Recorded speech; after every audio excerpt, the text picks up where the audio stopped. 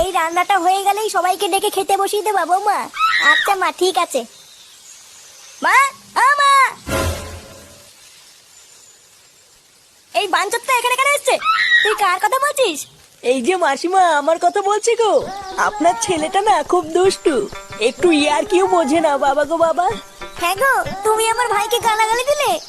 বাড়াটা গালাগালি দেবো না তো কি দেবো? ও বলছো তার বাল, বাড়া আমাকে ঘরে একা পেয়ে আমার প্যান্টের ভিতরে হাত ঢুকে দিয়েছে। মা গো মা, জামাই বাবু তুমি অত রেগে যাচ্ছ কেন? আমি তো তোমার শুধু একটু সাইজটা দেখছিলাম গো। সাইকেল ছিল হোম তার বাল, বাড়ি গিয়ে বাবার সাইজ দেখবি যা। কি সব উল্টো পাল্টা কথা বলছিস তুই? যা বলেছি ঠিকই বলেছি। লেওড়া আজকে প্যান্টের ভিতরে হাত ঢুকে দিচ্ছে, কালকে তো বলবে হালকা করে পুঙাও মেরে দাও। এই কি হয়েছে রে? এত চেঁচামেচি কিসের? দেখুন না মেশামশাই, মা গো মা, আপনার ছেলে একটু ইয়ার কিউ বোঝে না। ওটাই আর কি ছিল বাঞ্চদ?